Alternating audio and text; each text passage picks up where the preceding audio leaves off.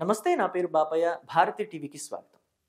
Kaleshwaram project, ఈ project గురించి ఇప్పుడు తెలంగాణలో ఎక్కడ చూసినా దీని గురించే మాట్లాడుకుంటున్నారు.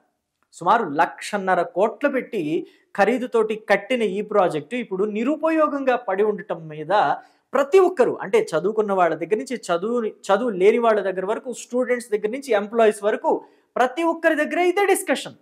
ప్రాజెక్ట్ ఎందుకని ఆగిపోయింది, ప్రాజెక్ట్ ఎందుకని వర్కింగ్లో లేదు, ప్రాజెక్టు ఎవరి వల్ల డ్యామేజ్ అయింది, కాళేశ్వరం కూలేశ్వరం అయిందని కాంగ్రెస్ పార్టీ వాళ్ళు అంటుంటే బీఆర్ఎస్ పార్టీ వాళ్ళకి కోపం వస్తుంది. ఆ ప్రాజెక్టులో చిన్న చిన్న లోపాలు ఉంటే సరిచేసి స్టార్ట్ చేయొచ్చు కదా, ప్రజలకి నీరు అందించవచ్చు కదా అని వాళ్ళు అంటుంటే, అసలు ఆ ప్రాజెక్టులో నీళ్లు నింపితే మొత్తం ప్రాజెక్టే కొట్టుకుపోతుంది అని చెప్పేసి కేంద్రం ఇచ్చిన నివేదికను చూపిస్తున్నారు కాంగ్రెస్ పార్టీ. ఇక్కడ తెలంగాణలో అధికారంలో ఉన్న రేవంత్ సర్కార్. సో ఇప్పుడు తాజాగా ఈ కాళేశ్వరం విషయం మరోసారి అసెంబ్లీలో తెర మీదకి వచ్చింది. కాళేశ్వరం విషయంలో రేవంత్ సర్కార్ నిన్న అసెంబ్లీలో సమావేశం ఏర్పాటు చేస్తే ఆ అసెంబ్లీ సమావేశం అర్ధరాత్రి 1 గంట వరకు జరిగింది. అయితే అర్ధరాత్రి 1 గంట వరకు జరుగుతుంటే ఆ వాదోపవాదాలు, ఆ హీట్ ఎలా ఉంటుందో మీరు అర్థం చేసుకోవచ్చు. అనేక మార్లు రేవంత్ రెడ్డి, ముఖ్యమంత్రిగా ఉన్న రేవంత్ రెడ్డి ప్రసంగిస్తున్నప్పుడు అనేక మార్లు బీఆర్ఎస్ పార్టీ నేతలు అడ్డు తగలటం, స్పీకర్ గడ్డం ప్రసాద్ సభని కాసేపు వాయిదా వేసి మళ్ళీ కంటిన్యూ చేయటం, మళ్ళీ వాళ్ళు అడ్డు తగలటం, ఇవన్నీ కామన్గానే నడిచాయి. అయితే వీటన్నిటినీ పక్కన పెడితే గనక కాళేశ్వరం అనే పేరు చెప్పగానే మనకు వెంటనే గుర్తొచ్చేది తుమ్మిడిహట్టి. ఎందుకని అంటే అసలు కాళేశ్వరం లాంటి ఒక ప్రాజెక్టు కట్టాలని మొదట ప్రతిపాదించింది తుమ్మిడిహట్టి వద్దే. తుమ్మిడిహట్టి వద్ద కాళేశ్వరం ప్రాజెక్టు కట్టాలని అప్పటి, అంటే కాంగ్రెస్ ప్రభుత్వం కావచ్చు, లేకపోతే అంతకుముందు ఏవైనా ప్రభుత్వాలు ఉండుండొచ్చు గాక, ఎవరైనా సరే అక్కడ కట్టాలని ప్రతిపాదించినప్పుడు దానిని తుమ్మిడిహట్టి దగ్గర కాకుండా ఇప్పుడు ఏదైతే మేడిగడ్డ ఉందో అక్కడ ఎందుకు ప్రాజెక్టు నిర్మాణం చేపట్టారు అనే దాని మీదే ఇప్పుడు డిస్కషన్ అంతా జరుగుతోంది. సో దానికి కారణం ఏంటి అంటే 2014లో స్టేట్ బైఫరికేషన్ జరిగిన తర్వాత మొట్టమొదటి తెలంగాణ ముఖ్యమంత్రిగా ఉన్న కేసీఆర్ ఈ ప్రాజెక్టు తుమ్మిడిహట్టి వద్ద వద్దు, మేడిగడ్డ వద్ద కట్టాలి అని చెప్పేసి డెసిషన్ తీసుకోవడమే అని చెప్పేసి ఇప్పుడు ఏదైతే కాంగ్రెస్ పార్టీ కాళేశ్వరం మీద ఏదైతే కమిషన్ వేసిందో, పీసీ ఘోష్ కమిషన్, సో ఆ కమిషన్ తన నివేదికలో దీన్నే పొందుపరిచింది. కేవలం కేసీఆర్ తీసుకున్న నిర్ణయం వల్లే తుమ్మిడిహట్టి వద్ద కాకుండా కాళేశ్వరాన్ని మేడిగడ్డ వద్ద నిర్మించాల్సి వచ్చింది అని చెప్పేసి.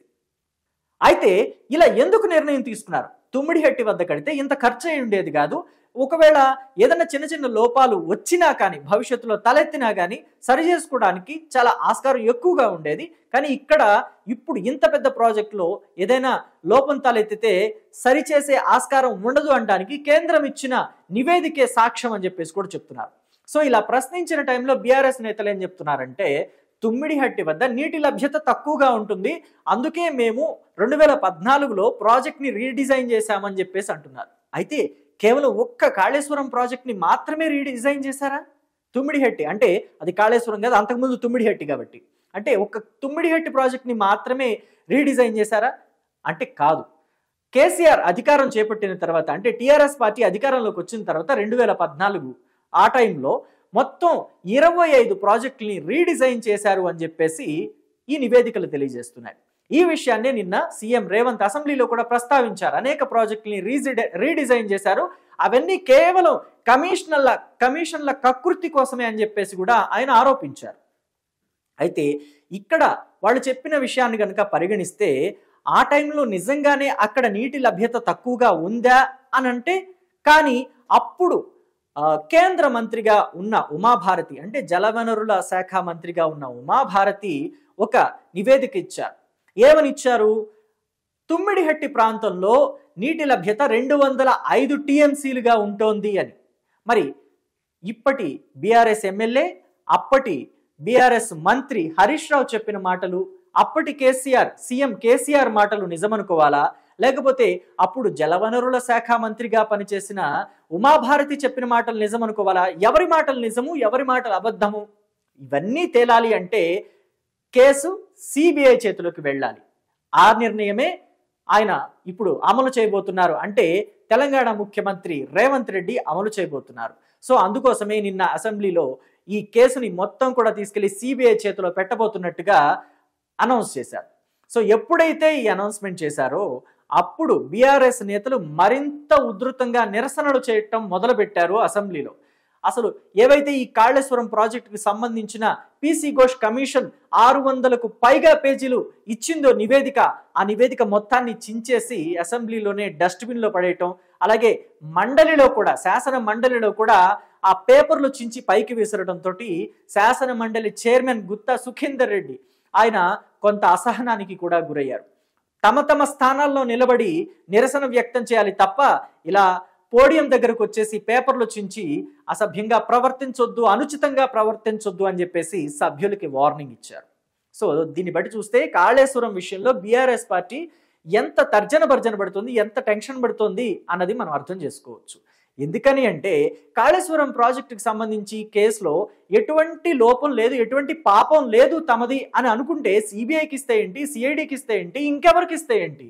సో గతంలో బీఆర్ఎస్ లీడర్లు కూడా ఇంతే మాట్లాడేవాళ్ళు కదా, కాంగ్రెస్ పార్టీ లీడర్లకు సంబంధించి లేదా కాంగ్రెస్ పార్టీ టేకప్ చేసిన ప్రాజెక్టుల గురించి ఏమైనా తప్పులు జరిగాయంటే ఎవరు ఎంక్వైరీ చేస్తే ఏంటి అని చెప్పేసి. సో ఇంకా చెప్పుకోదగిన అంశం ఏంటంటే కాళేశ్వరం ప్రాజెక్టు అంటే కేవలం అన్నారం, సుందిళ్ళ, లేకపోతే మేడిగడ్డ ఈ 3 మాత్రమే కాదు, కాళేశ్వరం ప్రాజెక్ట్ అంటే ఇంకా చాలా ఉంది అని చెప్పేసి గతంలో హరీష్ రావు గారు ఒక స్టేట్మెంట్ కూడా ఇచ్చారు. అయితే ఆ స్టేట్మెంట్ని ఇప్పుడు వీళ్ళు కూడా టేకప్ చేస్తున్నారు. కాంగ్రెస్ పార్టీ ఏమంటుందంటే కాళేశ్వరం అంటే మేడిగడ్డ, అన్నారం, సుందిళ్ళ మాత్రమే కదా, ఇంకా చాలా ఉంది, కాళేశ్వరం విషయంలో జరిగిన అవినీతి ఇంకా ఎక్కువగా ఉంటుంది, కాబట్టి ఇది మొత్తం తీసుకెళ్లి సిబిఐ చేతిలో పెడితే ఇప్పటి వరకు పీసీ ఘోష్ కమిషన్ చేసిన సుందిళ్ళ, అన్నారం, మేడిగడ్డ విషయమే కాకుండా మొత్తం కాళేశ్వరం విషయంలో దాగి ఉన్న చిత్రాలు అన్నీ కూడా బయటకు వస్తాయి, ఆ లింకులు, అవినీతి లింకులు అన్నీ బయటకు వస్తాయి.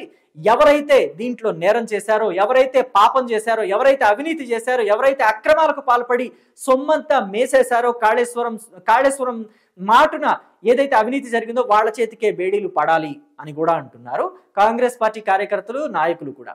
సో అయితే మరి ఇప్పుడు ఈ ప్రాజెక్టుకి సంబంధించి మొత్తం డీటెయిల్స్ సిబిఐ చేతిలోకి వెళితే ఆ సిబిఐ ఎంక్వైరీ త్వరగా పూర్తయిపోతుంది, లేకపోతే ఎవరైతే దీనికి సంబంధించి నేరం చేశారో వాళ్ళకి జైలు శిక్ష పడిపోతుంది అని కూడా మనం ఎక్స్పెక్ట్ చేయలేం. ఎందుకంటే సిబిఐకి సంబంధించి ఇప్పటికీ కొన్ని కేసులు నడుస్తూనే ఉన్నాయి. కొంతమంది రాజకీయ నాయకులు దాదాపుగా 10 ఏళ్ల పైగా బెయిల్ మీద బయట తిరుగుతూనే ఉన్నారు. అసలు మాజీ మంత్రి హత్యకి గురైతే, వివేకా లాంటి మాజీ మంత్రి హత్యకు గురైతే ఇప్పటికీ దానికి సంబంధించిన నిందితులు చాలా మంది బెయిల్ మీద బయట తిరుగుతూనే ఉన్నారు. సిబిఐ చేతిలోకి వెళ్ళగానే పనంత ఈజీగా అయిపోతుందని కూడా మనం ఎక్స్పెక్ట్ చేయలేం. సో దీనికి సంబంధించి కొంత ఆలోచన కూడా చేయాల్సి ఉంటుంది. అయితే కాళేశ్వరం సంబంధించి మనం కేసీఆర్, కాళేశ్వరం ఈ 2 పక్కన పెడితే 2 స్టేట్మెంట్స్ మనకి కనపడతాయి. ఒకటేంటంటే ఈ కాళేశ్వరం నా బొట్టు రక్తం ఖర్చు పెట్టి కట్టినా నీకు నచ్చలేదా అని చెప్పేసి ఒకప్పుడే ఆయన చెప్పిన డైలాగే గుర్తొస్తుంది. ఇంకొకసారి ఏంటంటే Kaleshwaram this is engineers choice, నేను అసలు ఇంజనీర్ని కాదు, ఆ డెఫినేషన్స్, ఆ టెర్మినాలజీ కూడా నాకు తెలియదు, వాళ్ళు చెప్పిండ్రు నేను ఓకే చేసిన అని చెప్పేసి అన్నట్టుగా మాట్లాడేశారు తప్ప అది నాదే, అదంతా నా ఆలోచనే, ముందు పుస్తకాలు వేసి కూర్చొని మా బాపు ముందు కంప్యూటర్లో పెట్టి కూర్చొని ఎన్నెన్నో రాత్రులు గడిపిండు అని చెప్పేసి కవిత గారు చెప్పిన స్టేట్మెంట్ని కూడా ఆయన యాక్సెప్ట్ చేయలేదు. మొత్తం అంతా ఇంజనీర్లేదని ఆయన అంటున్నాడు. పైనుంచి ఆర్డర్స్ రావటం వల్లే అన్నిటినీ ఆమోదపరిచాము అని చెప్పేసి ఇంజనీర్లు, అధికారులు అంటున్నారు. ఇక్కడ బీజేపీకి సంబంధించిన ఎంపీ కూడా అప్పట్లో ఆర్థిక శాఖ మంత్రిగా పనిచేశారు. ఇప్పుడు బీజేపీ ఎంపీగా ఉన్నారు ఈటెల రాజేందర్, అప్పుడు ఆయన ఆర్థిక శాఖ మంత్రిగా ఉన్నారు. ఆయన కూడా అప్పుడు ఆర్థిక శాఖ మంత్రిగా ఉన్నప్పుడు పైనుంచి అధినేత ఏవైతే ఆర్డర్స్ పాస్ చేశారో అన్నిటికీ సంతకాలు పెట్టుకుంటా పోయినట్టున్నారు. ఇప్పుడు ఆయనకు కూడా చిక్కులు తప్పేటట్టుగా లేవు. మొత్తానికి కాళేశ్వరం ప్రాజెక్ట్ అయితే మళ్ళీ స్టేట్లో గరంగా మారింది. సో ఇది ఎటు వెళుతుంది అనేది మాత్రం వేచి చూడాల్సిన అంశమే. Thank you.